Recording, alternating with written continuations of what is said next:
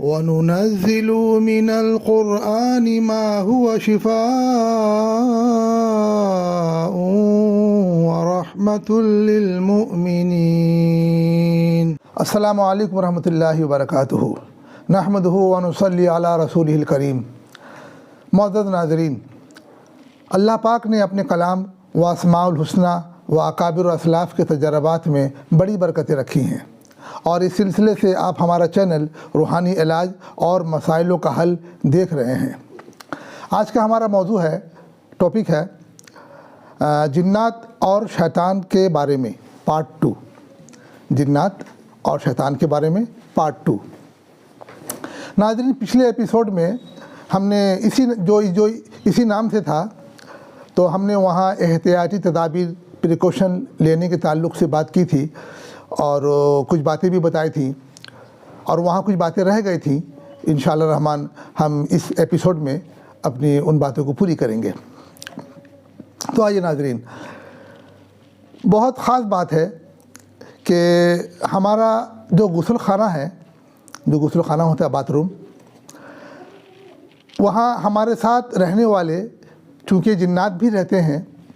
اس سلسلے میں ہم نے پہلے بتایا تھا، چونکہ وہاں جنات بھی رہتے ہیں، اور ہمارے آقا صلی اللہ تعالیٰ علیہ وسلم نے شیطانوں کو، خبیثوں کو، ان لوگوں کو کھائیوں میں، پہاڑوں کے کھائیوں میں رہنے کا حکم دیا، اور جو جنات انسان کے ساتھ رہتے ہیں ان جناتوں کو انسانوں کے غسل خانے میں رہنے کا حکم دیا۔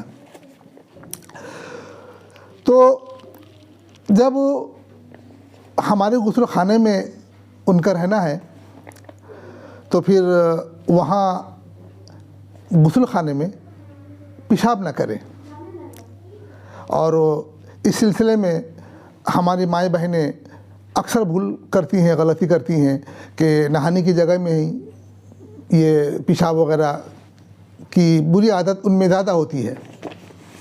اس سے بچنا چاہیے کہ اس سے بہت ساری بیماریاں اور مصیبتیں آتی ہیں، اور اس لیے مردوں کی بنسبت عورتیں زیادہ بیمار ہوتی ہیں۔ وجہ اکثر یہی ہوتی ہے۔ تو چونکہ اب ہمارے شہروں میں اٹیچ باتھ روم کا رواج ہے، گاؤں میں تو خیر یہ چلے گا، لیکن اب شہروں کے زندگی میں جہاں پر اٹیچ باتھ روم کا رواج ہے تو وہاں یہ کچھ مشکل سا ہوتا ہے۔ تو اس کے لیے جو ٹوائلٹ کا جو ایریا بنا ہوا ہے، ٹوائلٹ بیسن پخانے کا، تو کوشش کریں کہ پیشاب وہیں کریں، پیشاب وہیں کریں۔ اور اگر جگہ ہے اپنی تو الگ سے غسل خانہ، الگ سے پیشاب خانہ، الگ سے ٹوائلٹ پیخانہ وغیرہ بنائیں تو اچھا ہے، بہت اچھا ہے۔ تو ناظرین، اس کا خیال رکھیں کہ جہاں پیشاب نہانے کی جہاں جگہ ہو وہاں پیشاب نہ کریں۔ پرٹیکولر ایریا جو ہے ٹوائلٹ کا، کوشش کریں وہیں پیشاب کریں، اور پانی بھی اچھے طرح سے بہائیں تاکہ اس میں پھر بدبو نہ رہے، اور اپنے باتھ روم کو صاف ستھرا رکھیں۔ اس کے علاوہ ناظرین، پیڑ کا، درخت کا، ٹری کا یہ ایک مسئلہ ہے کہ کبھی ہمارے آنگن میں، صحن میں، باؤنڈری میں کوئی بہت بڑا اور پرانا درخت ہے، تو جب مکان بنانے کی ضرورت پڑتی ہے تو اسے کاٹنے کی بھی ضرورت پڑتی ہے۔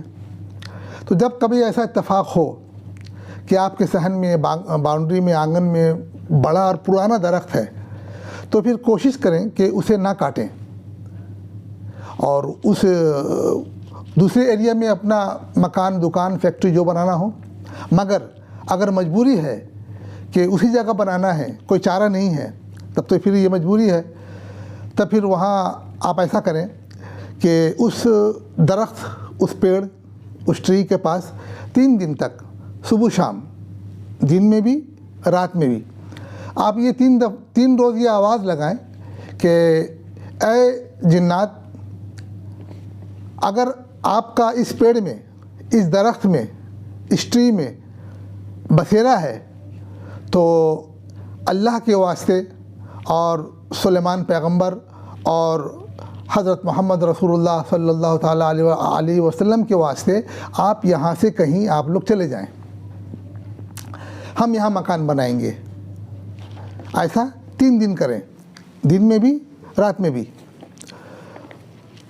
اور جب یہ 3 دن ہو جائے تب پھر آپ منزل کا پڑا ہوا پانی صبح شام اب 7 دن تک ڈالیں، اس پیڑ پر چھڑکاؤ کریں، اور اس بیچ میں دن میں بھی رات میں بھی بیچ میں آذان بھی دے دیا کریں۔ تو اس طرح سے آپ کے 10 دن ہو گئے۔ 3 دن تو آپ نے آواز لگایا، پھر 7 دن آپ نے پانی چھڑکا، اب 11ویں دن میں آپ اس کو پیڑ کو بسم اللہ کہہ کر کاٹیں، کاٹنے سے پہلے بھی اور بعد میں بھی صدقہ کر دیں۔ اب انشاءاللہ اپنا مکان، دکان، فیکٹری جو بھی بنانا ہو اللہ والا اب بنائیں۔ اس کے ساتھ ساتھ ناظرین ایک بات یہ بھی جانیں کہ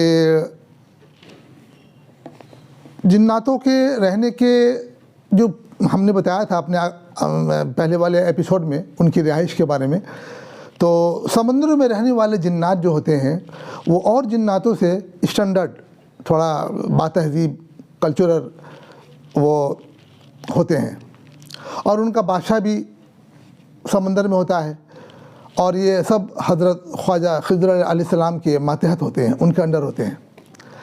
اور شیطانوں کا جو بادشاہ ہے ابلیس، وہ ابلیس ہے، اور اس کی اولادیں دنیا میں بکھرے ہوئے ہیں، اور ایک اولاد تو اس کی ہمزادی ہے جو انسان کے ساتھ رہتی ہے۔ اس کے ساتھ ساتھ ناظرین یہاں ایک بات یہ سب بھی جانیں کہ یہ جنات و شیطان اپنی اصلی صورت کے علاوہ سانپ، بلی، کتا، بندر اور اونٹ کی شکل میں بھی ہوتے ہیں، اور سانپ کی شکل میں ان کا ہونا آسانی ہوتی ہے، اس لیے اکثر یہ سانپ کی صورت میں بھی رہتے ہیں۔ تو جب کبھی آپ کے مکان میں، گھر میں، کہیں اور آپ کو سانپ دکھے تو پھر وہاں 3 بار یہ آواز لگا دینی چاہیے کہ اگر آپ جنات ہیں تو اللہ کے واسطے یہاں سے آپ چلے جائیں، 3 مرتبہ۔ پھر دیکھیں آپ، اگر وہ سانپ اپنی جگہ سے ہلنے لگا، موو کرنے لگا، تو آپ سمجھیے کہ جنات ہے، اسے جانے دیں، کچھ دور جا کر وہ انشاءاللہ غائب ہو جائے گا۔ مگر ہاں، اس بات کی کوشش آپ نہ کریں کہ دیکھیں بھائی کیسے غائب ہوتا ہے، اس بات کی آپ کوشش نہ کریں گے۔ آپ کے کہنے سے اگر وہ موو نہیں کیا، نہیں ہلا، اپنی جگہ سے نہیں ہلا، نہیں ہٹا، تو آپ سمجھ لیں کہ یہ پھر سانپ ہے، اسے بسم اللہ کہہ کر مار دیں۔ اور ایک بات بھی جاننے کی ہے ناظرین کہ یہ شیاطین جو ہوتے ہیں وہ ہماری انسانی عورتوں کے بالوں پر عاشق ہوتے ہیں، اور فرشتوں کو، شیطانوں کے بنسبت فرشتوں کو انسانی عورتوں کے کھلے ہوئے بال سے، بے پردہ بال سے نفرت ہوتی ہے، اس لیے فرشتے دور ہو جاتے ہیں جب عورتوں کے بال کھلے ہوتے ہیں، خاص طور سے باہر، تو وہ ان سے دور ہو جاتے ہیں، اور شیاطین جو ہوتے ہیں وہ قریب ہو جاتے ہیں۔ قریب ہونے کی وجہ سے وہ عورتوں کو تنگ کرنا، بیمار کرنا، پریشان کرنا، اس میں وہ لگ جاتے ہیں۔ تو اس کا خیال رکھنا چاہیے کہ عورتیں اپنے بالوں کو ڈھک کر رکھیں۔ ہمارے اسلام میں اس لیے اوڑھنی، دوپٹہ، چادر سر پر رکھنے کا رواج ہے۔ عیسائیوں میں بھی رواج تھا، آج بھی مدر ٹریزا اور ان کے ماننے والے جو ان کی جو گروپ کے مسلک کے جو عیسائی ہیں وہ سروں پر بالکل سر کے بالوں کو ڈھک کر رکھتی ہیں، آپ نے دیکھا ہوگا۔ تو ہمارے اسلام میں بھی اوڑھنی، دوپٹہ، چادر کا رواج ہے، اور عورتیں چادر میں، دوپٹے میں، اوڑھنی میں خوبصورت بھی زیادہ لگتی ہیں، اس کا خیال رکھنا چاہیے۔ ناظرین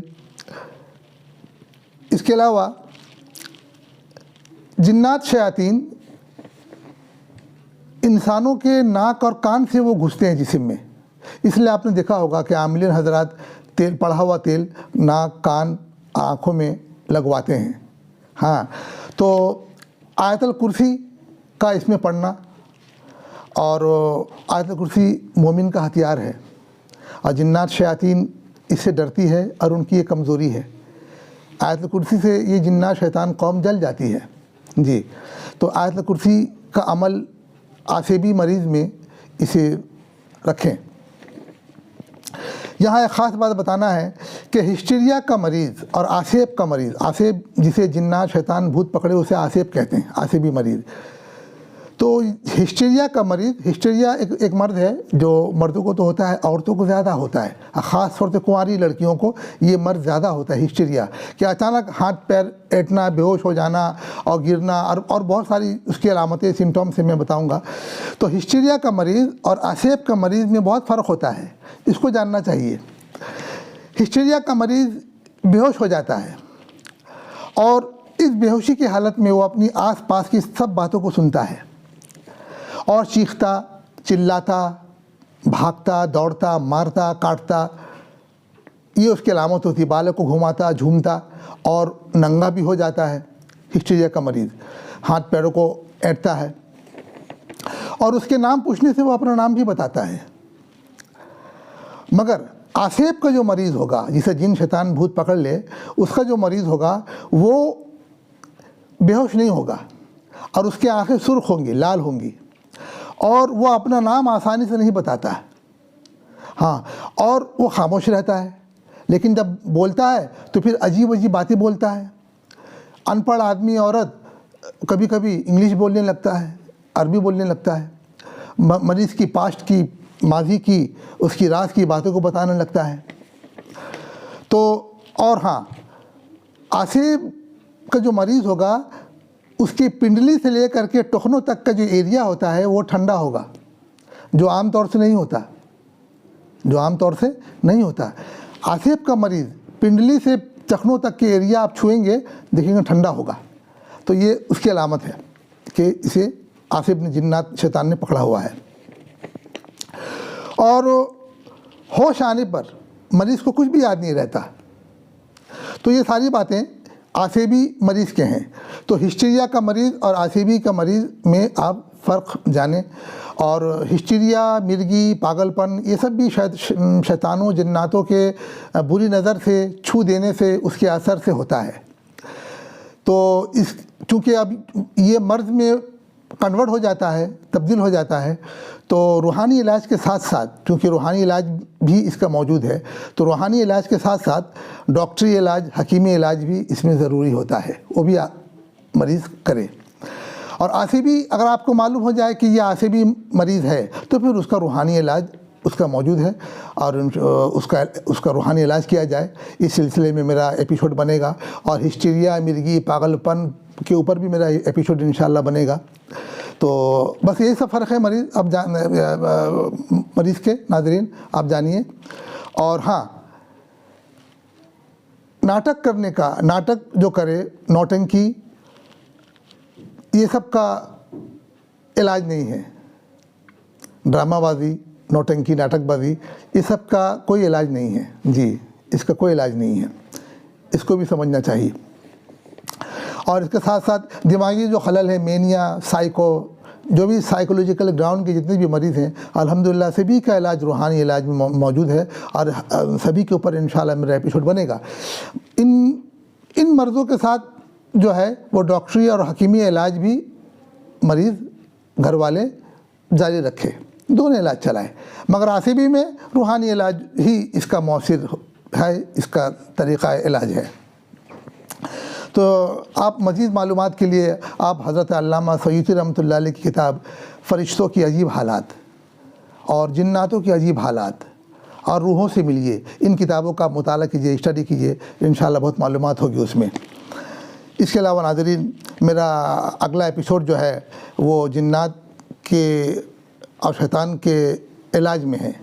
जब आदमी को मालूम हो जाए कि ये आसेबी मरीज़ है तो उसका रूहानी इलाज ज़रूरी है। तो इस सिलसिले में इंशाल्लाह मेरा अगला एपिसोड जो है वो इस नाम से है कि जिन शैतान से निजात, जिन शैतान से निजात। इंशाल्लाह इस नाम से मेरा अगला एपिसोड बनेगा जो बहुत जल्द आप तक पहुंच जाएगा। तब तक के लिए आप इजाज़त दें। अल्लाह हम सब पर रहम फरमाए और हम सबको कबूल फरमाए। आमीन। अस्सलामु अलैकुम व रहमतुल्लाहि व बरकातुहू।